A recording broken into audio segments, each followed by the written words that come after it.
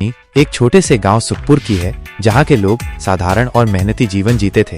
गांव में अधिकतर लोग खेती पर निर्भर थे और उनकी आजीविका बारिश के भरोसे चलती थी। इसी गांव में श्याम नाम का एक किसान रहता था। श्याम मेहनती और नेक दिल था, लेकिन वो अक्सर अपनी किस्मत से शिकायत करता रहता था। उसकी मेहनत के बावजूद फसल समय पर तैयार नहीं होती थी, और अगर होती भी तो बेमौसम बारिश या सूखा सब कुछ तबाह कर देता। यह कहानी श्याम की बदकिस्मती और उसके जीवन में आए एक अनोखे बदलाव की है।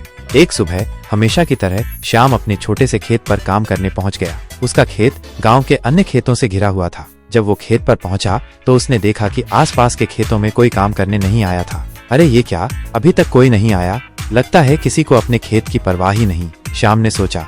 फिर उसने अपनी कुदाल उठाई और अपने खेत में जुट गया। वह इतना मशगूल हो गया कि उसे समय का ध्यान ही नहीं रहा। सुबह से दोपहर हो गई, लेकिन वो लगातार काम करता रहा। तभी उसकी पत्नी सरला खाना लेकर खेत पर आई।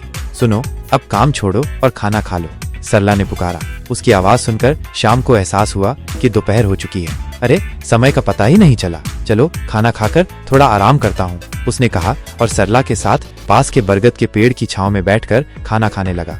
क्या बात है, आज कुछ ज्यादा ही थके हुए लग रहे हो, सरला ने पूछा।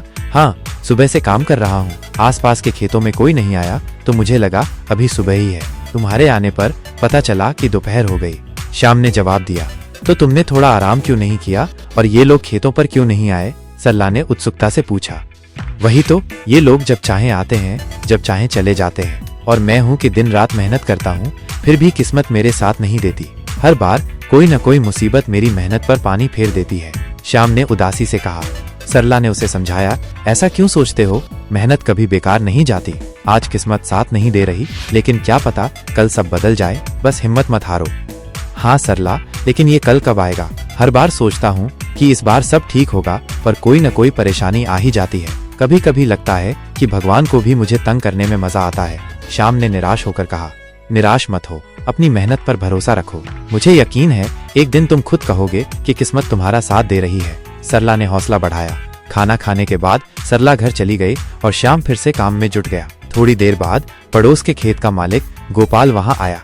श्याम को काम करते देख उसने कहा, अरे श्याम भाई, क्या बात है, आज तो बहुत जल्दी शुरू हो गए। जल्दी क्या गोपाल भाई, दोपहर हो चुकी है, तुम तो आज देर से आए, श्याम ने हंसते हुए जवाब दिया।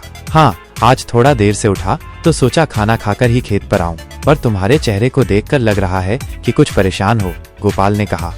बस वही पुरानी बात गोपाल, किस्मत का रोना। मेहनत करता हूँ पर कुछ न कुछ गड़बड़ हो ही जाती है। पिछले साल बाढ़ ने फसल बर्बाद की, उससे पहले सूखा था, और अब मंडी में अनाज के दाम गिर रहे हैं, श्याम ने अपनी व्यथा सुनाई।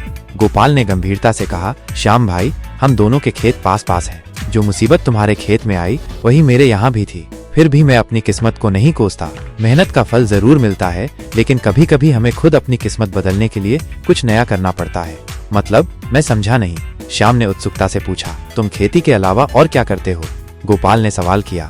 श्याम को गोपाल की बात में कुछ खास लगा। बस खेती ही करता हूँ गोपाल भाई, मेरे पिता और दादाजी भी यही करते थे, हमारी जमीन ही हमारा सहारा है। वो पुराना जमाना था श्याम, तब खेती से घर चल जाता था, अब वक्त बदल गया है, खेती के साथ साथ कुछ और भी करना होगा, गोपाल ने समझाया। खेती के अलावा क्या करूं, कुछ समझ नहीं आता, श्याम ने कहा। मैं तुम्हें बताने नहीं, दिखाने जा रहा हूं। पहले तुम अपना काम खत्म करो, मैं भी अपने खेत का काम निपटा लूं, फिर मैं तुम्हें अपने घर ले चलता हूं, वहां सब समझ आ जाएगा, गोपाल ने रहस्यमयी ढंग से कहा।